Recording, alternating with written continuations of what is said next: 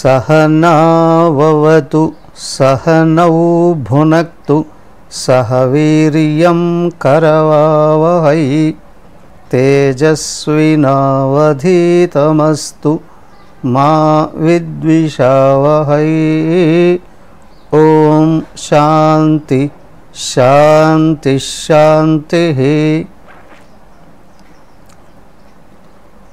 ओम सर्ववेदांत सिद्धांत गोचरं तमगोचरं गोविंदं परमानंदं सद्गुरुं प्रणतोस्म्यहम्। हरि ओम। ధ్యానం నుండి ఆత్మ విచారణలోకి వచ్చాం. 407వ శ్లోకం నిన్న పూర్తి చేశాం.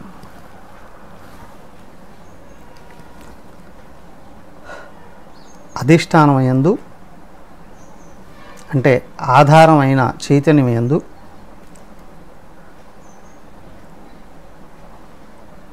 అనేకత్వం అనేటువంటిది,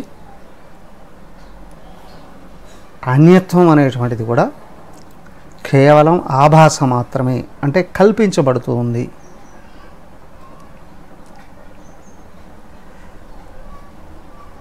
ఉదాహరణ కూడా ఉన్నది తాడే అయ్యున్న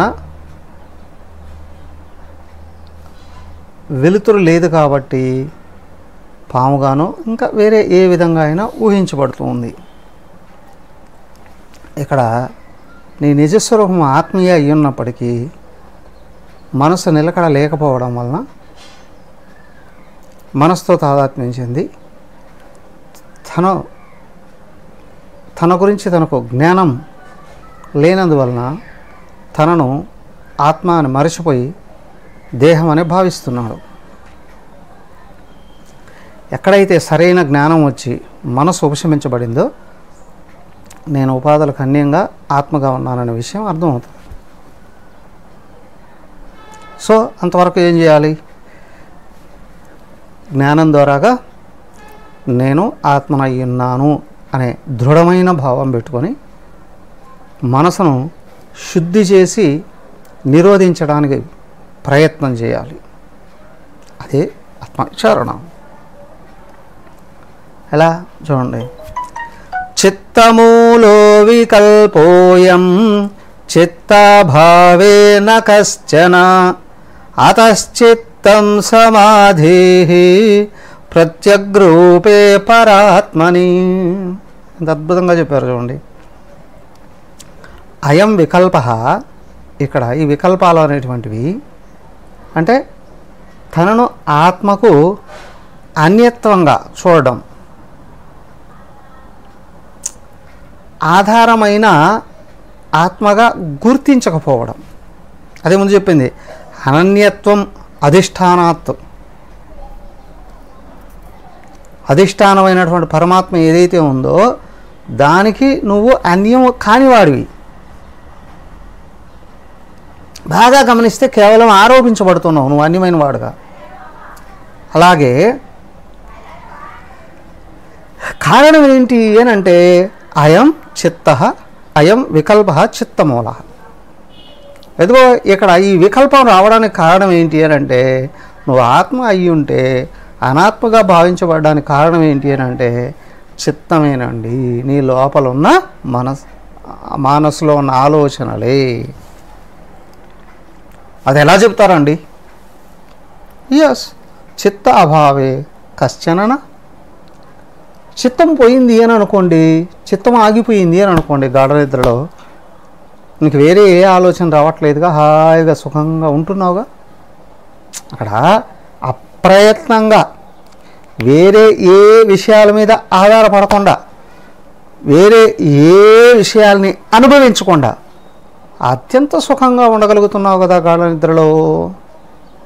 సో కాబట్టి ఏంటి అని అంటే నీకు లోపల ఆత్మకు అన్యమైనటువంటి భావన ఏదైతే ఉందో తన వల్ల పుడుతూ ఉన్నటువంటి సర్వరకాల బాధలు సమస్యలు ఏవైతే ఉన్నాయో అవి కేవలం మనోకల్పితాలే. మనసు ఉన్నప్పుడు మాత్రమే ఉంటున్నాయి. మనసు ఆగిపోయినప్పుడు ఇవన్నీ ఏమీ లేవు. మరి ఏం చేయమంటారండి? అతః చిత్తం సమాధేహి. కాబట్టి ఏమిటి అంటే నీ మనసును సంపూర్ణంగా శాంతింపజేయి. ఎక్కడ? పరాత్మని ప్రత్యగ్రూపే. పరమాత్మ నీ లోపల అంతరాత్మగా ఉన్నాడు. అంతరాత్మ అయిన పరమాత్మలో చిత్తాన్ని సంపూర్ణంగా లయం చేయి. ఓ మనసా ఆగిపోతావా, ఆగవా అంటే ఇంకా తొక్కుతుంది. అవునా? అజ్ఞాని అయినవాడు, అసురగుణాలు ఉన్నవాడు బ్రతిమాలుకుంటే వినడు, పనిష్మెంట్ ఇస్తేనే వింటాడు. అవునా?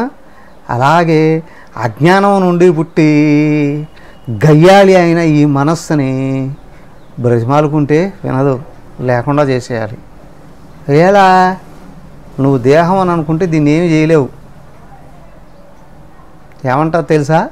నీకు ఇట్లాంటి దేహాలు లక్షలు కోట్లు నేనే ఇచ్చా, నన్నింటరా నువ్వు ఎదిరించేది అట. చెప్తే వినదు. సో కాబట్టి ఏం చేయాలి? నువ్వు పైన కూర్చోవాలి. హే, నీ పుట్టుకు నేను ఆధారం కానీ, అవునా? నేను ఏమరపాటుగా ఉన్నప్పుడు నువ్వు పుట్టావు.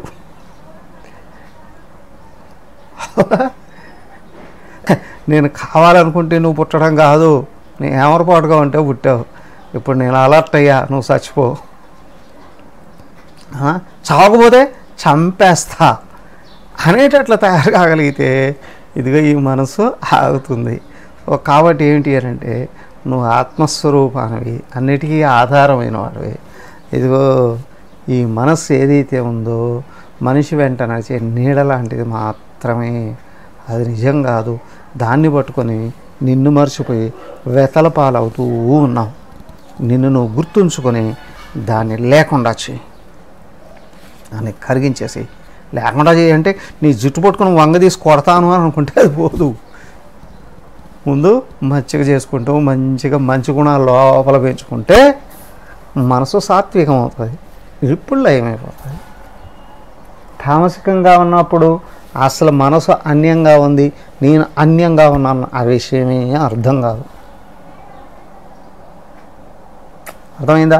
ఈ తమో గుణానికి తోడు రజోగుణంగాను వచ్చిందా, వ్యక్తులు కొంచెం టాలెంట్లు పెరిగాయి అని అంటే అసలు వేదాంతాన్ని తుస్ అంటాడు.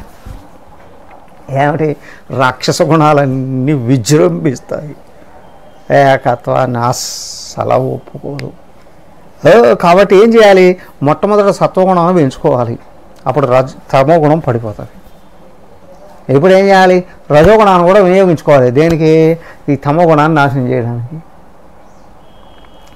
క్రమబద్ధంగా శాస్త్రబద్ధంగా కర్మలు చేస్తే తమో గుణం కరిగిపోతుంది.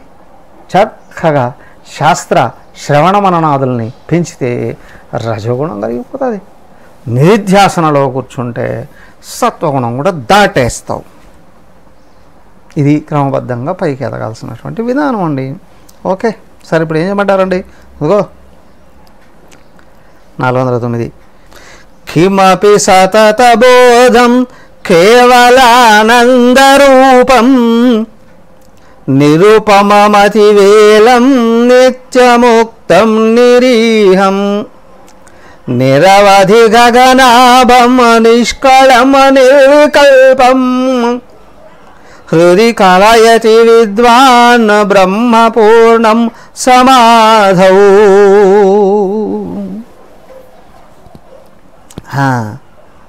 సమాధౌ, సమాధి స్థితిలో అంటే అంతఃకరణ నిశ్చలంగా నిలబడిపోయిన స్థితిలో విద్వాంసుడైన వాడు, అయ్యో ఇదిగో నీకు ఆత్మను గురించినటువంటి శాస్త్రజ్ఞానం స్పష్టంగా ఉంటే కానీ ఇది లాభం లేదు. పుస్తకంలో ఉన్నది మస్తకంలోకి రావడం అని కాదు. శ్రవణం చేయడం ఒక ఎత్తు, మననం వలన నీకు నిశ్చయం కావాలి, నేను దేహాన్ని కాదు ఆత్మను అని. మొదట స్పష్టంగా అర్థం కావాలి, అప్పుడే నీకు నిధిధ్యాసనకు అవకాశం దొరుకుతుంది. సో కాబట్టి ఏంటి అంటే విద్వాన్, అతను విద్వాన్ శ్రవణ మననాదులతో చక్కటి విచక్షణాపూర్వితమైనటువంటి ఆత్మానాత్మ విచక్షణతో కలిగినటువంటి జ్ఞానం ఉన్నటువంటి వాడు. పూర్ణం బ్రహ్మ హృది కాలాయాతి, పరిపూర్ణమైనటువంటి బ్రహ్మస్వరూపాన్ని హృదయంలో పొందగలడు. అదేనండి పొందవలసినటువంటిది. అది కిమపి సతతబోధం కేవలానందపు రూపం. ఏమయ్యా కిమపి సతతబోధం, నిరంతరం ఎల్లప్పుడూ కేవల ఆత్మ ఆనందరూపమైనటువంటి ఆత్మ జ్ఞానస్వరూపమైనటువంటి ఆత్మ ఏదైతే ఉందో, అంటే చిత్త ఆనందరూపం, బోధం ఆనందరూపం, కేవలం సతతం ఎల్లప్పుడూ దీని స్వరూపం జ్ఞానము ఆనందమే. నువ్వు ఎక్కడైనా చూసుకో, ఈ జ్ఞానం ఆనందం ఆత్మలో నుండి పోవడానికి అవకాశం లేదు. కానీ ఈ మనసు పెరిగింది అంటే దాన్ని ముసుగేస్తుంది అంతే. మేఘాల పైకి వచ్చాయంటే సూర్యుడు కనిపించడం కూడా చేస్తాయి. ఎవరికి? సూర్యుడికి కాదు, సూర్యుడికి ఇటు పక్క ఉన్న మనకు ఆయన కనిపించనివ్వకుండా చేస్తాయి. ఆయన కప్పేలేవు, మన ముఖాలను కప్పేస్తాయి. ఆ అజ్ఞానం పెరిగింది అనుకోండి, ఈ బుద్ధిలో జీవభావం పెరుగుతుంది అంతే. ఆ ఆత్మకు అజ్ఞానం ఏమీ రాదు, ఉపాధులలో వస్తుంది అదంతే. నిరుపమం అతివేలం నిత్యముక్తం నిరీహం. నిరుపమం ఇలాంటిది ఇంకొకటి లేనటువంటిది. ఉపమం ఉపమానం, ఏదైనా ఒక విషయం గురించి చెప్పడానికి ఇంకొకటి ఉపమానం చెప్తారు. అదే అండి పెద్ద సముద్రం అంత ఉంటుందండి. ఏమయ్యా ఆత్మలో సముద్రం ఎంత? ఆకాశంలో ఎన్ని సూర్య కుటుంబాలు ఉన్నాయో, ఒక సూర్య కుటుంబంలో ఎన్ని గ్రహాలు ఉన్నాయో, ఒక గ్రహం భూగోళం, ఆ భూగోళం చుట్టూ ఎంతో ఎంత గుక్కడి నీళ్ళు సముద్రం. ఎవరికి? పరమాత్మకి. ఎవరో ఒక గుక్కడి నీళ్ళు నోటి నిండా నీళ్ళు పోసుకుని తుక్కంటే ఎన్ని వస్తాయో. ఆకాశంలో అన్నీ కూడా ఉండవు, సముద్రాలు అన్నీ కలిపి కదా. ఇప్పుడు పరమాత్మ దేంతో పోల్చాలి? నేను రూపమా, అలాంటిది ఇంకోటి లేదయ్యా.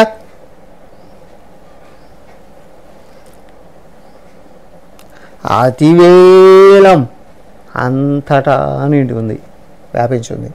అంతటా అంటే నీ మొహం కనిపించే ఆకాశమే దాంట్లో 4వ వంతు. ఇంకడక్కు ఏమండి, తెలంగాణ అంతా ఉందా? ఆంధ్ర అంతా ఉందా? ఇండియా అంతా ఉందా? ఆసియా అంతా ఉందా? భూగోళం అంతా ఉందా? నీ మొహంలాగా ఉంది. ఇలాగ అడిగితే ఏమంటారు అని అంటే, సముద్రం నుండి ఒకసారి కొట్టుకొచ్చి ఒక కప్ప బావిలో పడితే ఆ బావిలో కప్ప అడిగిందట, నువ్వు ఎక్కడి నుంచి వచ్చావు? సముద్రం. సముద్రం అంటే ఏంటి? పెద్ద నీళ్ళే. అంటే ఎంత ఉంటాయి? అది ఒక ఎగిరిందట నీళ్ళలో, బుక్కి మన దిక్కి ఇంత ఉంటుందా నీ సముద్రం అయిందట. అవునా? అటుపక్క నుంచి ఇటుపక్క నుంచి అటుపక్క ఇంత ఉంటుందా? ఇంత ఉంటుందా సముద్రం. అలాగే ఉంటుంది పరమాత్మ ఎంతున్నాడు అని అంటే, అతివేలం కొలవడానికి వీలు లేనటువంటి నిత్యమోక్తం. అయ్యో ఆయన ఎవరూ బంధించలేరు. ఆయనకంటే పెద్దవాడు ఎవరైనా ఉంటాయి కదా బంధించడానికి. అవునా? 2 అడుగులు లేడు చిన్న బుజ్జి. ఎవరు? కృష్ణ కన్నయ్య. వాళ్ళ అమ్మ ఆయనంతా దాదాపు 20 రెట్లు ఉంటుందేమో. అవునా కదా? పరిగెత్తి పట్టుకుంటా కట్టేస్తా. ఒరే నాయన, నా వల్ల కావట్లేదురా, నీ వెంటబడ్డారు, నిన్ను పట్టుకోవడానికి ఒరే దొరకరా బాబు, నేను చచ్చిపోయేటట్టున్నారు బాబు. దగ్గరకు వచ్చేసి ఇంత రూపంలోనే ఆయన దొరకలేదు. అనంతంగా ఎక్కడ దొరుకుతాడండి? నిత్యమోక్తం. దాన్ని బంధించేది ఇంతవరకు పుట్టలేదు. పుట్టితే గిడితే ఆయనలోంచి రావాల్సిందే. అవునా?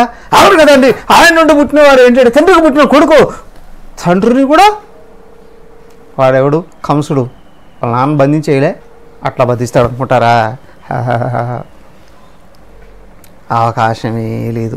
అలాగే ఈయన ఒక రూపం పెద్దోడైపోయాడు, ముసలోడైపోయాడు అనడానికి అవకాశమే లేదు. ఎప్పటికీ అన్నిటికీ అతీతంగా నిరీహం. హో, దాంట్లో ఏ కోరిక లేదు. కోరిక, ఊహ అంటామే, ఆలోచన, దాంట్లోంచి పుట్టింది ఈహ, బంధించేటువంటి కోరిక. అవసరమే లేదు. ఎందుకయ్యా, ఎందుకు కోరికలు ఉండవండి భగవంతుడికి? ఉండేటివే, కానీ ఆయనకంటే అన్యంగా ఏమీ లేదే కోరుకోవడానికి కదా. ఏదన్నా అన్యంగా ఉంటే కోరుకునేవాడు, లేదా ఆయనకు లోటు ఉంటే కోరుకునేవాడు, లేదా ఏదైనా అసంతృప్తి ఉంటే కోరుకునేవాడు. ఇవన్నీ ఏమీ లేవే. రెండో వస్తువు లేదు, అవునా, లోటుకు అవకాశం లేదు, ఇంకా లోపల ఆ పాపిష్టి మనసే లేదు ఆయనకి. అప్పుడు కోరికలు రావడానికి కూడా అవకాశం లేదు. నిరీహం, నిరవధిగం, నిరవధి గగనాభం. ఓ, ఎంత ఉంటాడండి అంటే అవధి, బౌండరీసే లేనంత గగనాభం, ఆకాశం అంటున్నాడండి. అవధి గగనాభం, ఆకాశం ఎంతుందో అంతనా, ఆకాశం అంత ఎంత. ఆకాశాన్ని ఎవరైనా బౌండరీస్ ఎగలరా? వేస్తారా? దేశంలో ఉన్నది అప్పుడెప్పుడు పాకిస్తాన్ పాపిస్ట్ ఇది ఏం చేసింది, ఇండియా నుండి అమెరికా వైపు ఫ్లైట్ పోనకుండా మా గగనతలంలో పోవడానికి అవకాశం లేదండి అన్నాను. వీళ్ళు బాబు సంపాదించి అడుగుపెట్టినట్టు. ఇట్లాంటి వాళ్ళు ఇంతకుముందు ప్రధానమంత్రులు ఎంతమంది పోయారు అక్కడ. ఇండియాలో ఇంత చిన్న బిట్టు, అవునా, మనం ఇసురు పారేస్తే వాడు పట్టుకొని పాలించుకుంటూ ఉన్నాడు. వాడు మా గగనతలం నుంచి ఎవరు తయారు చేశారు గగనతలం? మాకు కింద భూమి ఎంత ఉందో అలాగా పైదాకా మాదండి అని. సరే సరే సరే, అదేదో అన్నారే, భూమి నాది అన్న భూమి పక్కన నవ్వు అని. అలాగే ఇప్పుడు వీడు ఆకాశం నాది అన్న అందులో కలిసిపోవు. అవునా, దాంట్లో ఎక్కడ కలిసిపోతాడు? ఆయన భగవంతుడు ఉన్నాడే, ఆకాశం ఏంటయ్యా అస్సలు అవదలేలేము. నిష్కళం, ఆయనకు ఒక కళలే లేవు. వా ముద్దుడా, ఏ కళలు లేవా అండి? అంటే ఏ టాలెంట్స్ లేవా? నిష్కళం. కళం అంటే ఇక్కడ విభాగాలు, కళలు అంటే భాగాలు. దేహానికి అనేక కళలు ఉన్నాయి. దేహం అంత అందంగా ఉందా? కాదు కాదు కాదు. దేహంలో కాళ్ళు, చేతులు, బోడి, తల, ఇవన్నీ భాగాలు ఉన్నాయి. ఇవి కళలు, విడి భాగాలు, స్పేర్ పార్ట్స్. ఆత్మలో స్పేర్ పార్ట్స్ లేవు. ఒకవేళ ఆత్మలో స్పేర్ పార్ట్స్ ఉండుంటే ఆత్మ గురించి అస్సలే తెలియనటువంటి నాస్తిక దేశం ఉందే, చైనా పరిగెత్తుకుంటూ వచ్చే ఆత్మను కూడా మేమే తయారు చేసాం అనేవారు. ఒకవేళ వాళ్ళు తయారు చేస్తే వాళ్ళు ఎంత వేగంగా తయారు చేశారు అంత వేగంగా అది నాశనం అయిపోయింది. చైనా ఆత్మ ఎప్పుడు నాశనం అయిపోతుంది కదా. అసలు చైనాకి ఆత్మ ఉందంటారా? ఆత్మ ఉందంటారా? ఆత్మ అంటే కొంచెమన్నా నిజాయితీగా పనిచేసేవాళ్ళు కదా. ఇక్కడ ఒక నిమిషంలో మాట్లాడిన మాట 2 నిమిషాలు తప్పుతారు వాళ్ళు. ఎందుకంటే వాళ్ళకి లోపల ఆత్మ, అంతరాత్మ అనేది ఒకటి ఉంది, అది మనం ఆడిన మాట తప్పితే గుచ్చుతుంది అనే భావమే లేదు. నిష్కళం, దీన్ని ఎవడో తయారు చేయలేదు కాబట్టి స్పేర్ పార్ట్సే లేవు. నిర్వికల్పం, ఏకంగా ఉంది. ఏంటి అంటే స్థూల శరీరంలో విడి భాగాలు ఉన్నాయి, కనిపిస్తాయి అన్నీ కదా. మరి సూక్ష్మ శరీరంలో భాగాలు ఉన్నాయి లేవా? ఉన్నాయి లేవా?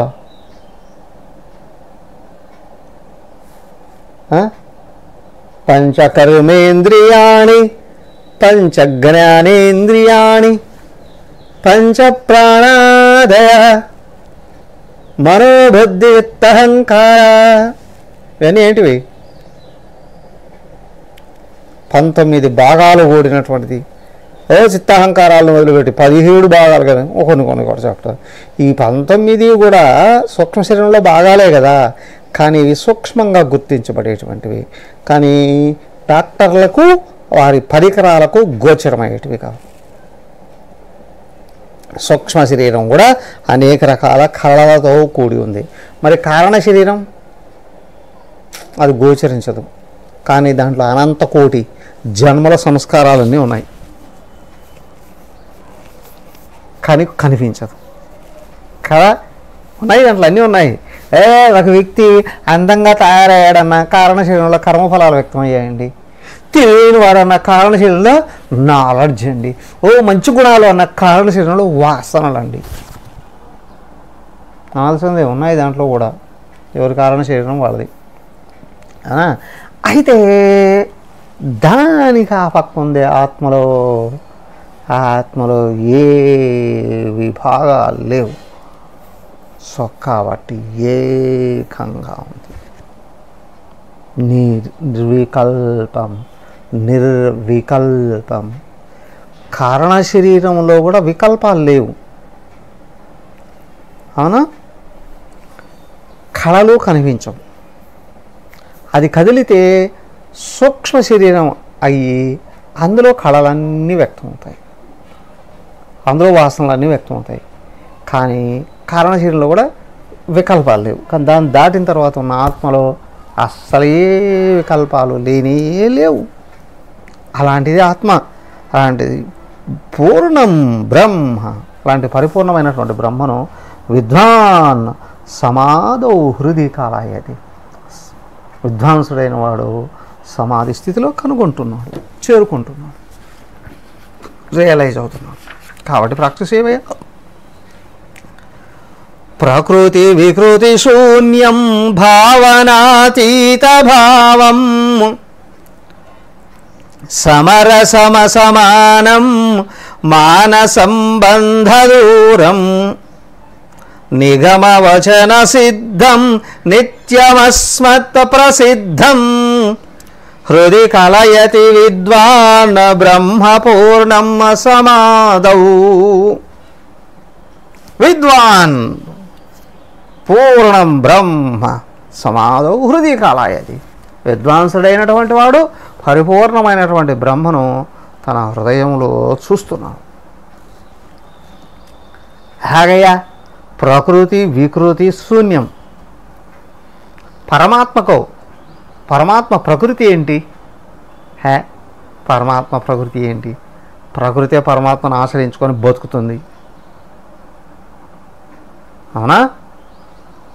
ప్రకృతే పరమాత్మను ఆశ్రయించుకొని త్రిగుణాత్మిక మాయా బ్రహ్మాశ్రయ, అవునా? ఆయనకు ప్రకృతి ఉందా? ఆయన ఆశ్రయించుకొని ఒక పంచలో ఆయన ఆ విసిరి పారేసి ఆ ముష్టి కోసం బతుకుంది మాయ ఆయన దగ్గర. ఆయన లేదనుకుంటే కానీ వేసుకుంటాడు. బయటకు వస్తే అమ్మో ఆదిశక్తి అండి అంటాం. ఎందుకు మనల్ని అందరినీ కమాండ్ చేస్తుంది కాబట్టి, అవునా కాదా? మనల్ని కమాండ్ చేస్తుంది కాబట్టి ఎవరయ్యా ఆయన యొక్క శక్తి. మనం ప్రకృతిని కూడా అత్యంత గౌరవంతో భక్తితో చూస్తాం. ఎందుకయ్యా అంటే ఇవి అనుగ్రహిస్తే ఆమెను దాటేయచ్చు. అర్థమైందా? అక్కడ కూడా ఏకత్వ భావంతో గుర్తించబడితేనే దాటేసేటువంటి అవకాశం ఉంది. ప్రకృతి వికృతి శూన్యం. ఆయనలో ఏ ప్రకృతులు లేవయ్యా, ఆయనకి ఏ ప్రకృతి లేదు. ప్రకృతి ఉంటే వికృతి వస్తుంది, అవునా? ప్రకృతి వాసనలు ఉన్నాయా, అవి కోరికలుగా వికారం పొందుతాయి,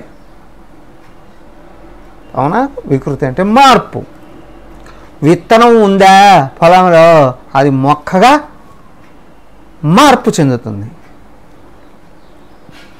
అవునా?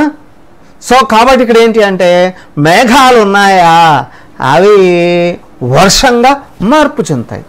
అలాగే ప్రకృతి ఉంటే వికృతి ఉంటుంది, వికృతి మార్పు. ప్రకృతి వికృతి శూన్యం. ఆయనకి ఏ ప్రకృతి లేదు, సచ్చిదానంద స్వరూపం. త్రికాల అబాధితం సత్. సచిదానంద స్వరూపం ప్రకృతి ఉందే. సచిదానందం ప్రకృతి ఏంటి? సత్ అంటే ఎప్పుడు మార్పు లేనివాడు అని. ఇంకేంటి ప్రకృతి? ఆయన ప్రకృతి కదా అది. పిచ్చోడవే ఏంటి? పదానికి అర్థం తెలుసుకో ముందు. త్రికాల అబాధితం, 3 కాలాల మార్పు లేనిది అని చెప్పడమే ఫస్ట్. మరి జ్ఞాన కాంతి ఆనంద స్వరూపం, దీనిలో ఏ ప్రకృతి లేదు. భావన అతీత భావం. ఎట్లా నువ్వు కావాలండి దీన్ని? నువ్వు కళ్ళతో చూసేది కదా, ఏ ఇంద్రియాలతోనూ చూడలేవు. మరి మనసుతో మనసుతో భావించలేవు. మనసు శుద్ధమై సూక్ష్మమైతే భావన అతీత భావం. ఆలోచనలో ఉడిగిన చేత తెలియబడేది నేనుగా. భావన అతీత భావం నీకు తెలుస్తుంది, కానీ ఆలోచన ఆగినప్పుడే నేనుగా మిగులుతుంది. ఎస్, నువ్వు అదే గుర్తిస్తావు, తప్పనిసరిగా అందుకుంటావు. కానీ భావాలలో కాదు, భావాలతో కాదు. ఈ 2 దాటిన తర్వాత సమరసం అసమానం. సమరసం, సమరసం అన్నింటిలో సమంగా ఉన్నటువంటిది. ఎప్పుడు లోపల అప్ అండ్ డౌన్స్ లేనిది, అసమానతలు లేనిది, కింది బిందికి మార్పులు చెందనది. సమరసం సమత్వంతో కూడి ఉంటుంది. అసమానం అలాంటిది ఇంకొకటి లేదు. సమరసం అంటే మనసు ఉపశాంతి పొందినప్పుడు చక్కగా అనుభవానికి వచ్చేటువంటిది. నువ్వు ఆత్మను గుర్తించావా, దేనికి ఉలికపాటు పొందవు. అసమానం ఇట్లాంటిది ఇంకొకటి లేదు. అసమానం మానసంబంధ దూరం. మానసంబంధ దూరం. అయ్యా, మానం కొలతలు, మానసంబంధ దూరం. మాన అంటే మానవులతోనా అండి? లేదా గుణాలతోనండి? మాన అంటే కొలతలతో. దీన్ని కొలవలేవు. ప్రపంచంలో ఒక్కొక్క దాన్ని ఒక్కొక్క రకంగా కొలుస్తారు. దూరాన్ని కిలోమీటర్లలో కొలుస్తారు, బరువును కేజీలలో కొలుస్తారు. అదే లిక్విడ్ అయితే లీటర్లలో కొలుస్తారు. ఇంకా అవి కిందికి చిన్నవి వచ్చేటప్పటికి ఉంది, పైకి వెళ్ళేటప్పటికి ఉంది. 1 లీటరు, 10 లీటర్లు, 1 క్వింటా, 1 టన్ను కదా, 1 కిలోమీటరు, 10 కిలోమీటర్లు, 100 కిలోమీటర్లు, ఇలాగ అంతా. కానీ ఇక్కడ దేంతో కొలుస్తున్నాడు? ఆత్మ ఎంత ఉంటుందండి? నువ్వు కిలోమీటర్లను వెళ్ళలేవు, ఎందుకంటే ఆకాశం అంతా 4 రెట్లు ఉంది. అవునా? బరువుతోనూ వెళ్ళలేవు, ఎందుకంటే అన్ని బరువులకే అతీతంగానూ ఉంది. అత్యంత తేలిగ్గాను ఉంది, అత్యంత బరువుగాను ఉంది అని చెప్పి కొలవలేవు. ఏం లిక్విడ్ లాగా ఏమైనా కొలుస్తామండి? లీటర్లు. ఆత్మ, నీలో ఆత్మ ఎన్ని లీటర్లు ఉంటుంది? అరే మరి ఆరా కొలవడానికి వచ్చారట మనుషుల దగ్గరికి వచ్చి ఆత్మను కొలుస్తాడు అన్నాడట. ఏంటి చూశాడు, వీడికి ఆత్మ అంటే అసలు తెలియలేదండి. వాడు ఏదో ఒక మిషన్ కనిపెట్టాడట. మనిషి ప్రతి ఒక్కరికి ఆరా ఉంటుంది చుట్టూ. దేవుడు ఫోటోలకు వేస్తారు కదా చుట్టూ, గ్లో గ్లో. అవునా? ఓవర్ గ్లోనా, ఇన్నర్ గ్లోనా, అవుటర్ గ్లోనా? ఇన్నర్ గ్లో కొలవే, అవుటర్ గ్లో కొలుస్తారు వచ్చాడట. ప్రతి ఒక్కరికి కలిసి నీకు 1 సెంటీమీటర్ ఉంది, నీకు 10 సెంటీమీటర్లు ఉంది, నీకు 10 అంగుళాలు ఉంది చెప్తున్నాడట. రావణ మనుషుల దగ్గరికి వచ్చి వాడు మిషన్ పెట్టి చూస్తే ఆ మిషన్ అందరూ అమ్మ ఏంటి ఇది ఇంతుంది అవునా? పాపం వాడికే స్ట్రోక్ వచ్చి పడిపోయాడు. ఈయన గ్లో కొలవడానికి వెళ్ళి వాడికి స్ట్రోక్ వచ్చి పడిపోయాడట. ఇక ఏంటండి ఆయనకి అంత ఉందండి, కళ్ళు తిరిగి పడిపోయాడట. ఎంత ఉందయ్యా కొలవడానికి వీలు లేనంత. మాన సంబంధ నువ్వు దేంతోనూ కొలవలేవయ్యా. అనంతమైనటువంటిది. ఏ విషయానైనా, పరిమాణాన్నైనా, లేదా ఆయుష్నైనా, లేదా గుణాలనైనా నువ్వు అస్సలు కొలవలేవు. ఎందుకంటే దీంట్లో ఆత్మలో ఇవేమీ లేవు, కానీ ఇవన్నీ కూడా ఆత్మ వలనే ఉంటున్నాయి. ఆత్మ వలనే అవన్నీ ఉంటున్నాయి. నిగమ వచన సిద్ధం ఎంత చెప్తున్నా కానివ్వండి, మీరు నేరుగా కనుక్కోవడానికి అవకాశం ఏదో చెప్పండి. వేదాంత వచనాల ద్వారా లభిస్తాయి. నిగమ వచన సిద్ధం, నిగమం వేదం, వచనం అది చెప్తూ ఉన్నది, దాని సారాంశం ఉపనిషత్తులు.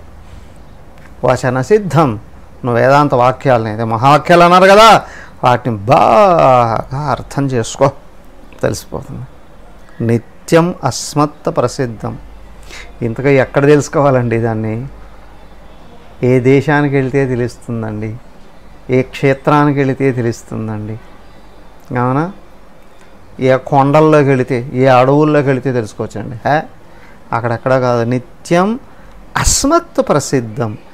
నేను నేను నేను అనే స్పృహ ఎక్కడి నుండి అయితే వస్తుందో అక్కడికి వెళ్ళి తెలుసుకోవాలండి. ఇప్పుడు వెతకాలి, నేను అనేది ఎక్కడుంది, నేను అనేది ఎక్కడుంది, నేను అనేది ఎక్కడుంది. నువ్వు బయట ఎతికితే దొరకదు. ఆ హిరణ్యకశిపుడు ఎతికాడు, ముల్లోకాలు ఎక్కడ దొరకలేదు, సర్వలోకాలు. ఆ ప్రహ్లాదుని ఇంత బచ్చా, అంత బుల్లోడు ఆడు చెప్పాడు, ఏం తండ్రి అక్కడెక్కడ ఎందుకు తిరుగుతావు, నీ మనసులో లోపలికి తిప్పుకొని. అది వంగట్లేదు కదరా, ఎందుకో అది బలిసిపోయిందిరా, అజ్ఞానంతో బలిసిపోయిందిరా, దుర్గుణాలతో బలిసిపోయిందిరా, అహంకారంతో బలిసిపోయిందిరా, అది లోపలికి తిరగదు కదా. కానీ దాన్ని శుద్ధి చేస్తే, దాన్ని సూక్ష్మం చేస్తే అది ఇట్లా వంగడం కాదు, అదే వెనక్కి వెళుతుంది, దృష్టి మూలానికి వెళ్ళి గుర్తిస్తారు. నిత్యం అస్మత్ ప్రసిద్ధం. నేను నేను అనే స్పృహ ఎక్కడి నుంచి వస్తుందో అక్కడ ఉందండి ఇది. దీన్ని సమాధి స్థితిలో ఈ పరిపూర్ణమైన పరమాత్మను విద్వాంసుడైన వాడు తనలో తనే గుర్తిస్తాడండి. అజమరమరమస్తాభావవస్తుస్వరూపం స్థిమిత సలిలరాశి ప్రఖ్యమాఖ్యావిహీనం శమిత గుణ వికారం శాశ్వతం శాంతమేకం హృది కలయతి విద్వాన్ బ్రహ్మపూర్ణం సమాధౌ. ఇవన్నీ ధ్యానంలో కూర్చొని ఉత్తమ సాధకుడు తీవ్రంగా ఆత్మ అన్వేషణ చేస్తూ ఉండేటప్పుడు లోపల విచారణ చేసుకోవాల్సినటువంటి నేనెవరు అనేటువంటి విచారణలో మనకు వచ్చాడు. ఆచారం ముసలితనమే లేనిది, అమరం మరణమే లేనిది. ఆచారం అమరం, అస్త అభావ వస్తు స్వరూపం, అస్త అభావ స్వరూపం, లేదు అనేటువంటి భావం పోయినటువంటిది. అయినా మేల్కో అన్నావు, నేను ఉన్నాను అనుకుంటున్నా. ఈ మేల్కో అన్న నేను కళ్ళలోకి వెళ్ళిపోయా, ఉందా? ఈ నేను ఎగిరిపోయింది, ఇంకొక నేను వచ్చింది, అవునా కదా? ప్రతిరోజు ప్రతి కళలో ఇంకొక రకంగా ఉంటున్నావు. గాఢ నిద్రలోకి వెళ్ళావు, ఈ నేను ఆ నేను రెండు నేళ్ళు పోయాయి కదా. ఇక్కడ ఏదైతే నేను నేను అని అనుకుంటున్నావో అక్కడ గాఢ నిద్రలో అవన్నీ పోయాయి. కానీ అసలైంది ఉందా లేదా? అసలైన నేను అక్కడ కూడా సాక్షిగా కూర్చుంటుంది. తర్వాత నువ్వు మేల్కొన్న తర్వాత అబ్బాయి ఎంత హాయిగా ఎంత సుఖాన్ని అనుభవించాను అనే భావాన్ని వ్యక్తం చేస్తుంది. అవునా? ఇక్కడ లేదు కానీ అక్కడ ఉంది. ఇక్కడ లేదా? అదే ఇక్కడ కూడా ఉంది. ఇక్కడ ఉన్నది ఏది ఉన్నట్టు కనిపిస్తూ ఉందో ఒక్కొక్క అవస్థ దాటే కొద్దీ ఇవన్నీ వెళ్ళిపోతున్నాయి. కానీ అసలైన నేను జాగ్రత్తలో ఉంది, తెలియలేదు. కళలోనూ ఉంది, తెలియలేదు. గాఢ నిద్రలోనూ ఉంది, అవునా? అక్కడ కూడా అది ఎవరో తెలియలేదు, కానీ అక్కడ ఉన్నానన్న విషయం మాత్రం తెలుసు. గాఢ నిద్రలో కూడా ఉన్నాను అనే విషయం మాత్రం తెలుసు. హాయిగా నిద్రపోయి అబ్బాయి ఎంత సుఖంగా ఉండిందోనండి. లేచిన తర్వాత చెప్తున్నావు. ఎట్లా? ఎవరన్నా చెప్పారా నీకు? లేదు, చూశాననే విషయం అర్థం కాకపోవచ్చు జ్ఞానం లేకపోవడం వల్ల. ఈ మూడవస్థలోనూ ఉంది. ఇంకొక స్టెప్గా దాటితే ఈ మూడిట్లో ఏది ఉండడం వల్ల ఉన్నావో అనే విషయం, ఉపాధులన్నీ ఉన్నాయనే విషయం అర్థమవుతుంది.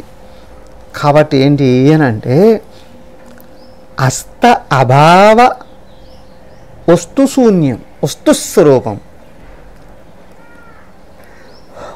మధ్యలో పుట్టిపోయేటువంటిది లాగా కాదది. ఇవి ఉన్నా పోయినా అది శాశ్వతంగా ఉన్నటువంటిది. కానీ ఇవి పోతేనే అది తెలియబడుతుంది. ఓకే, అయితే నిద్రలో జీవితం ఒక విధంగా ఉంటుంది, కలలో మెలకువలో ఒక రకంగా ఉంటుంది, గాఢ నిద్రలో ఒక రకంగా ఉంటుంది. అస్సలు నువ్వు ఏ రకమైన వాడివి? నువ్వేంటో బాబు మాకు అస్సలు అర్థం కావట్లేదురా నాయన. ఉదయం ఒకలాగా ఉంటావు, మధ్యాహ్నం ఒకలాగా ఉంటావు, సాయంత్రం ఒకలాగా ఉంటావు, గంటకో ఒక రకంగా ఉంటావు. అసలు నీ స్వభావం ఏంటిరా బాబు అంటారే. అవునా? ఇవేవే నిలకడలేనివే ఏ భావాలు. నువ్వు ఆత్మను కాను గుర్తిస్తే ఈ మూడింటిని ఖండించేయచ్చు, మూడింటిని తొలగించుకోవచ్చు. అక్కడ మాత్రమే నీకు అస్సలు స్వరూపం తెలుస్తుంది. ఎలాగ తెలుస్తుంది? స్థిమిత సలిలరాశి ప్రఖ్యం ఆఖ్యాన విహీనం. స్థిమిత శాంతించిన మహాజలరాశి, అదేంటారు పసిఫిక్ మహాసముద్రమా, అలలు లేకుండా నిశ్చలంగా ఉంటుందండి. అలలే లేని, అలలు పూర్తిగా ఆగిన జలరాశి ఏ విధంగా ఉంటుంది? ఏ వర్ణించలేని దాంట్లో. అవునా? ప్రఖ్యం ఆఖ్యాన విహీనం. ఆ విధంగా వర్ణించడానికి అవకాశం లేనిది, కానీ అన్ని వర్ణంలో దాని నుండి పుడుతున్నాయి. అయ్యో అంటే దాంట్లో ఏమీ లేదండి, వర్ణించడానికి ఏమీ లేదండి అంటే వాడు ముఖం ఏమీ లేదా? మీ అబ్బాయి ఎలా ఉంటాడో చెప్పండి. చెప్పడానికి ఏమీ లేదండి అంటే ఉన్నాడు లేదా? ఉన్నాడు కానీ ఒట్టి వేస్ట్ ఫెలోరా, చెప్పడానికి ఏమీ లేదండి.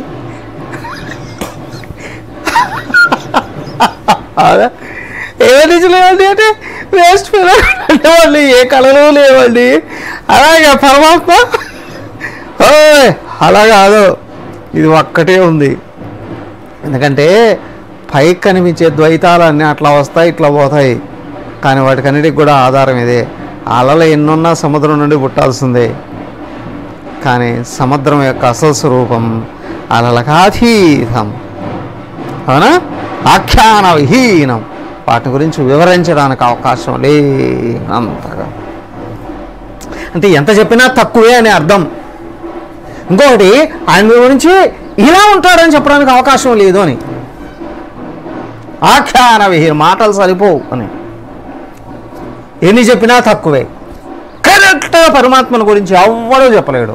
బట్ వేదాలు కూడా ఏం చేస్తున్నాయి అంటే పరమాత్మను ఎట్లా చేరుకోవచ్చునో మార్గనిర్దేశనం చేస్తున్నాయి. శాస్త్రాలు పరమాత్మను ఇలాగా అందుకోవచ్చు అని యారో మార్క్స్ ఇస్తున్నాయి. శాస్త్రాలు కూడా పరమాత్మను నిర్వచించలేవు, కానీ పరమాత్మ వ్యక్తమైన స్వరూపాన్ని అనేక రకాలుగా వర్ణిస్తూ ఉన్నాయి. కానీ అవునా? రామాయణం అంటే ఏంటి? పరమాత్మ రాముడుగా వ్యక్తమై ఏం చేశాడు అనేది. భాగవతం ఏంటి? పరమాత్మ కృష్ణుడిగా వ్యక్తమై ఏం చేశాడు అనేది. కానీ అసలు పరమాత్మ గురించి ఏది చెప్పినా తక్కువే. అందుకు చెప్పింది ఇక్కడ ఆఖ్యాన విహీనం అని. శమిత గుణ వికారం, శమిత గుణ వికారం. గుణాలు ఉన్నాయి అంటేనే కదులుతూ ఉంటాయి అని. అవునా? గుణాలు కదిలితే వాటి వికారాలే వ్యక్తమవుతుందండి అని. సత్వగుణం కదిలింది అనుకోండి, మంచి భావాలు వస్తాయండి, మంచి కళలు వ్యక్తమవుతాయండి, మంచి వ్యవహారాలు వ్యక్తమవుతాయండి, మంచి జ్ఞానం వ్యక్తమవుతుంది. ఓకే. రజగుణం వ్యక్తమైతే స్వార్థం స్వార్థం స్వార్థం స్వార్థం అవునా కదా? రజోగుణంలో ఉన్నవాడు వాడి దగ్గరికి ఎవరు వెళ్ళినా నాకేం తెచ్చావంటాడు, వాడు ఎక్కడికి వెళ్ళినా నాకేమిస్తావంటాడు. అవునా కాదా? ఎప్పుడు నాకేమిస్తావు నాకేమిస్తావు నాకేమిస్తావు నాకేమిస్తావు, నాకు వాడికి ఎంత వచ్చినా నాకడమే సరిపోతుంది, కానీ ఏ తృప్తి అనేది లేదండి. ఎక్కడికి వెళ్ళినా వీడంతే స్వార్థం స్వార్థం స్వార్థం లోభం. ఓకే, తమస్సు వస్తే బాబ్రే వాడు చుట్టూ ఎవడూ ఉండలేడు. ఎక్కడ తమోగుణం బయటకు వచ్చిందో వాడు నిత్యం నిరంతరం ఎవరిని దెబ్బ కొడదామా, ఎవరిని ఏడిపిద్దామా, ఎవరిని నాశనం చేద్దామా, ఏ పనికి మాలి పని చేద్దామా అని తమోగుణం బయటకు కదిలిందా, అలాంటి ఆలోచన. గుణాలు ఎప్పుడూ వికారాలతో కూడి ఉన్నటువంటి సత్వగుణం కూడా, కాకపోతే అది ఉత్తమమైన వికారం, ఆపుకోవడానికి అవకాశం ఉన్న వికారం. షమితాం, ఇవన్నీ ఎక్కడి నుంచి పుడుతున్నాయి? కారణ శరీరం. ఆత్మను గుర్తిస్తే ఇవన్నీ ఏమిటి కదిలేది? నువ్వు ఆత్మను గుర్తించావా టోటల్గా మైండ్ గ్రిప్లోకి వచ్చేస్తుంది. ఆత్మను మరిచిపోయావా నువ్వు మైండ్ గ్రిప్లోకి వెళ్ళిపోతావు. ఆత్మను గుర్తిస్తే షమితాం, ఏం చేయాలనుకుంటే అది చేస్తావు, ఏది వద్దనుకుంటే అది మాంతావు. గుణ వికారం శాశ్వతం. శరీరం అన్న వదులు ఎప్పుడు అశాశ్వతమే, ఈ క్షణం ఉన్నది తర్వాత ఉండవు, కానీ నువ్వు శాశ్వతం, మార్పులకు అతీతమైనటువంటి వాడు. శాంతం, నేచరే ప్రశాంతి, పోగొట్టుకోకు, గుర్తించి నిలబెట్టుకో. ఏకం, ఈ నేను ఒక్కటే నిజం, ఇది మాత్రమే ఉంది, అన్యమైంది ఏదీ లేదు. అన్యమైన దాని దగ్గరకు పోనివ్వక దృష్టి. హృది కలయతి విద్వాన్ బ్రహ్మపూర్ణం సమాధౌ. ఈ స్థితిని విద్వాంసుడైనటువంటి వాడు సమాధి స్థితిలో తన హృదయంలోనే కనుగొంటున్నాడండి. ఇవంతా ధ్యాన శ్లోకాలు. ఇంకా సమాహితాంతఃకరణస్వరూపే విలోకయాత్మానమఖండ వైభవం విచ్ఛింది బంధం భవగంధగంధితం యత్నేన పుంస్త్వం సఫలీకురుష్వ.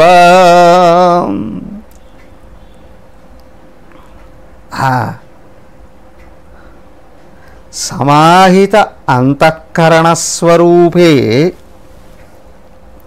సమాహిత పూర్తిగా నిగ్రహించబడినటువంటి అంతఃకరణ స్వరూపే, అంతఃకరణములోనే చెప్పారు కదా అక్కడ దమలక్షణాలు జ్ఞానలక్షణాలు, అవే జ్ఞాన లక్షణాలు 13వ అధ్యాయంలో చెప్పినట్టువే. దమలక్షణాలు బాహ్యంగా ఉన్న అన్ని రకాల నియమాలు చెప్పారు. 12వ అధ్యాయంలో చెప్పిన భక్తి లక్షణాలు ఇవన్నీ కూడా. ఇవి ఎవరికైతే వస్తున్నాయో అప్పుడు మనసు సంపూర్ణంగా శాంతి పొందుతుంది. మనసు శాంతించినప్పుడు విలోకయ ఆత్మానం అఖండ వైభవం, అప్పుడు నిన్ను నువ్వు అఖండమైనటువంటి స్వరూపంగా గుర్తిస్తావు. అఖండ వైభవం ఒక్కటే ఉందండి, అదేదంటారు ఒక్కటే ఉందంటే చెట్లు లేని చోట ఆముదపు చెట్టే మహావృక్షం అండి ఎవడతాడట. ఈ ఎడారుల్లో క్రోటాన్స్ ఉంటాయి, పెంచుకుంటారు చూడండి, క్రోటాన్ మొక్కలు అని, ఎడారి మొక్కలు అని అంటారు తెలుగులో. ఎడారుల్లో అవే మహావృక్షాలట. అవునా? వాటికంటే ఏరిగా ఏముండవు అండి, ఈ ఎడారి మొక్కలండి. అలాగా పరమాత్మ కూడా ఒక్కడే, అనంతుడు ఈయనే, అనంతమైన బ్రహ్మాండానికి ఆధారమైన వాడినే. అదైందా? ఈయన ఏదో ఆముదపు చెట్టులాగానో క్రోటాన్ మొక్కలాగానో ఇంక వేరే ఏం గతి లేదండి అని కాదు, అసలు ఉన్నది ఈయన ఒక్కడే, అనంత స్వరూపుడై. విలోకయ, నీలోను గుర్తించు ఆత్మానం అఖండ వైభవం. నీ మనసు సంపూర్ణంగా శుద్ధమై ఎక్కడైతే ఆగిపోయిందో నువ్వు గుర్తిస్తావు. ఎందుకంటే నువ్వే అనంతుడు అయినటువంటి వాడివి, ఇంతకంటే అనంతమైనటువంటి ఇంకో వేరైనటువంటిది ఏదీ లేదయ్యా. బంధం విచ్ఛింది, అన్ని బంధాలని తగ్గొట్టాయి. భవగంధగంధితం, భవగంధగంధితం, గంధ వాసన, గంధితం వాసనలన్నింటిని వెల్లడి బంధం అదే. ఎందుకు ఏ బంధాలు ఏ వాసనలు అనేవి భవగంధ సంసారం అనేటువంటి వాసన పైకి తీసుకొని వచ్చేటువంటి సంసారతి సంసారతి ఇది సంసార జనన మరణాలను ఇచ్చేటువంటిది. అవునా? ఈ వాసనలైన కారణశీలం నుండి వ్యక్తమవుతున్నటువంటి వాసనలు ఉన్నాయే, ఇవన్నీ నీకు సంసారాన్ని ఇస్తూ ఉన్నాయి. కాబట్టి వీటినన్నిటిని ఏం చేస్తావు? ఛేదించి పారేసేయి, తొలగించేసేయి. ఎత్తునీన ప్రయత్నంతోనే ఇది వస్తుంది, గుర్తుంచుకో. ఏదో గురువుగారిని ఎత్తిన చేయబెడితే వచ్చేస్తుందనో, లేదా ఆశ్రమంలో ఉన్నాం కదా వచ్చేస్తాయనో, పుస్తకం పట్టుకున్నాను కాబట్టి వచ్చేస్తుందనో, లేదా ఇంకెవరో వచ్చే షోలో గుయ్యి గుయ్యి అన్నారు కాబట్టి వచ్చేస్తున్నారు. అవరా మా గురువుగారు నాకు ఉపదేశం చేశారండి. చాలామందిని చూసా. తెలంగాణ కరీంనగర్, వరంగల్ జిల్లాలో, ఈ సిద్దిపేట జిల్లాలో కూడా కొంతమంది ఏంటి అంటే చాలామంది ఏమీ లేదు, గురువారం రోజు తలస్నానం చేసి కొత్త బట్టలు తెచ్చేసుకో, నీకు చెవులో ఊదేస్తా అంతే, ఇంక నువ్వు ఏం చేయాల్సిన అవసరం లేదు, అన్నీ నేను చూసేసుకుంటా. ఏం చేసుకుంటా? అయ్యా, ఎత్తునేనా ప్రయత్నం చేత నీ ప్రయత్నమే గురువు మార్గం చూపిస్తాడు శాస్త్రం ద్వారాగా. అంతే. పుంస్త్వం పురుషుడైన వాడు. ఓ పురుషులు కాండి, ఇది స్త్రీలకు కాదా? పురుషయనా ఆత్మపురుష, నేను దేహం కాదు ఆత్మనాను అనుకున్నవాడు పురుషుడు. దేహభావంలో ఉన్నది స్త్రీత్వమే. గుణాలు 3 గుణాలు, సత్వరజస్తమో గుణాలే స్త్రీ ప్రకృతి. హై, ఇప్పుడు మూడింటికి అతీతంగా ఆత్మగా ఉన్నాను అనుకున్నావా? ఎవరైనా సరే పురుషుడివే. పురుషుడు అంటే ఆత్మ. పురుషయనాత్ పురుష. అన్ని రకాల శక్తులు గుణాలు ఆత్మ నుండే వ్యక్తం అవుతాయి. నీకు ఆత్మ దృష్టి వచ్చిందా, అన్నీ ఓపెన్ అవుతాయి ఒక్కోట. యత్నేన పుంస్త్వం సబలీకురుష్వ. సో కాబట్టి ఈ పురుషత్వాన్ని బయటికి తీసుకున్నావు.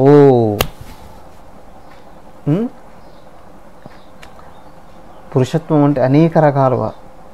ఒకటి ఏంటి అంటే స్త్రీ దేహంలో కంటే పురుష దేహంలో ప్రయత్నం ఎక్కువగా చేసే అవకాశాలు ఉంటాయండి. స్త్రీ అంటేనే మొట్టమొదటి ఏమనుకుంటారు, కొన్ని చోట్ల కాకపోయినా కొన్ని చోట్ల అయినా సరే భయానికి లోనయ్యే అవకాశం ఉంటుంది. కొన్ని పరిమితులు ఎక్కువగా ఉంటాయి. కొన్ని రకాలు ఏంటి అని అంటే బయట నుంచి రక్షణ కూడా కావాలండి. ఇదంతా కూడా ఏంటి అని అంటే దేహాత్మభావంలో అల్పగుణాలు ఉన్నప్పుడు అవన్నీ వ్యక్తమవుతాయి. కానీ దృష్టి ఆత్మ వైపు వస్తుంది, పౌరుషం వస్తుంది అంటే ఇప్పుడు స్త్రీలు పురుషుల కంటే ముందుకు వెళ్ళిపోతూ. అవునా? మన దేశాన్ని పరిపాలిస్తున్నటువంటి గవర్నమెంట్లో మొత్తం ఆర్థిక శాఖ ఎవరు చూస్తున్నారు? ఆర్థిక శాఖ ఎవరిది? డబ్బులు మెయింటైన్ చేసేవాళ్ళు ఎవరంటే ఇంట్లో యజమాని చేస్తాడండి. ఇల్లు ఎవరు మెయింటైన్ చేస్తారు? యజమానురాలు. ఇల్లు మెయింటైన్ చేసేది యజమాని అనుకుంటాడు. కానీ అక్కడ చూడండి, పార్లమెంట్లో ఆర్థిక శాఖ లేడీ మెయింటైన్ చేస్తుంది. అదే గృహశాఖ ఎవరు? హోంశాఖ మంత్రి అమిత్ షా కదా. ఆర్థిక శాఖ నిర్మలా సీతారామన్. ఏమండి ఇప్పుడు ఆడవాళ్ళు ముందున్నారా మగవాళ్ళు ముందున్నారా? దేంట్లో వెనకలేరండి ఆడవాళ్ళు. అవి గుర్తుంచుకుంటే ఏంటి అంటే ఆత్మ లక్షణాలను పైకి తీసుకోవడమే పురుషత్వం. దాంట్లో ఇంకా కొంచెం తేజోవంతంగా ముందుకెళ్ళడానికి వచ్చేది పౌరుషం. అవన్నీ సరే కానీ శాస్త్రం ఏం చెప్తుంది అంటే పురుషార్థాలను సాధించేవాడు పురుషుడు. అర్థమైందా? ధర్మ అర్థ కామ మోక్షాలను సాధించాలి అనే సంకల్పంతో ఎవడు ముందుకు అడుగేస్తున్నాడో వాడు పురుషుడు. ఫస్ట్ ఏమన్నారు? ధర్మం. ఎప్పుడు ఎక్కడ ఏది చేస్తున్నప్పటికీ కూడా ధర్మబద్ధంగా నడుచుకోవడం. సంపద, అనుకున్నది సంపద సంపాదించడానికి కృషి చేయడం పురుషార్థమే. అనుకున్నది సంపదే కాదు, ఏ పని అనుకుంటే ఆ పని చేయగలనండి. కామం అంటే ఇది భోగాలు అనుభవించడమేని కాదు, అనుకున్నది సాధించి తీరతానండి కోరిక.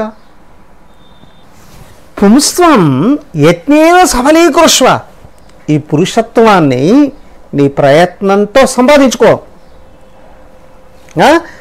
3 అర్థాలు ఉన్నాయి ఇక్కడ. ఒకటి, పుంస్త్వం అంటే ఆత్మతత్వాన్ని, పుంస్త్వం అంటే సద్గుణాలను పెంచుకోవడం ద్వారాగా, పుంస్త్వం అంటే పురుష ప్రయత్నం చేత, పురుష ప్రయత్నంలో సాధించాల్సిన పురుషార్థాలు ఏవైతే ఉన్నాయో వాటిలో ధర్మ, అర్థ, కామ, మోక్షాలు ఏవైతే, చివరిది మోక్ష పురుషార్థం ఏదైతే ఉందో అది నీ ప్రయత్నంతో వస్తుంది. కానీ ఏదైనా పురుషార్థాలు 4 కూడా ప్రయత్నంతోనే వస్తాయి. దాంట్లో అత్యంత ఉత్తమోత్తమైనటువంటి ప్రయత్నం చేయగలిగినప్పుడే 4వదైన మోక్ష పురుషార్థాన్ని నువ్వు పొందడానికి అవకాశం ఉంది. నీ ప్రయత్నంతో అందుకోగలవు. చివరి శ్లోకం. సర్వోపాధి వినిర్ముక్తం సచ్చిదానందమద్వయం భావయాత్మానమాత్మస్థం నభూయః కల్పసే ధ్వని. అయ్యా, సర్వ ఉపాధి వినిర్ముక్తం, ఏ ఉపాధులతో తాదాత్మ్యం లేనిది, సచ్చిదానందం అద్వయం, సత్తు చిత్తు ఆనందం స్వరూపంగా కలిగినటువంటిది, ఒక్కటే ఉన్నటువంటిది. భావయ ఆత్మానం ఆత్మస్థం, ఆత్మానం భావయ ఏవం, నీలో నువ్వు నీ నిజస్వరూపమైన ఆత్మని ఈ విధంగా, ఏ ఉపాధులకు సంబంధం లేక అతీతమైన, అన్ని ఉపాధులకు అతీతమై సచ్చిదానంద స్వరూపంగా ఒక్కటే ఉన్నదైనటువంటి విషయాన్ని నీలో నువ్వు బాగా భావన చేయి. అధ్వని భూయః నకల్పసి, ఈ విధంగా కానీ నువ్వు ప్రయత్నం చేస్తే అధ్వని, ఇది పక్క మార్గం పట్టించేది ఉంది, పతనం చేసే సంసారం, దాని కొరకు నువ్వు నా కల్పసే, దాంట్లో భూయః నా కల్పసే, పడిపోవు. నువ్వు కానీ ఈ విధంగా ప్రయత్నం చేస్తే మళ్ళీ సంసారంలో పడిపోకుండా ఉంటావు. లేకపోతే అందరూ పడిపోతారు.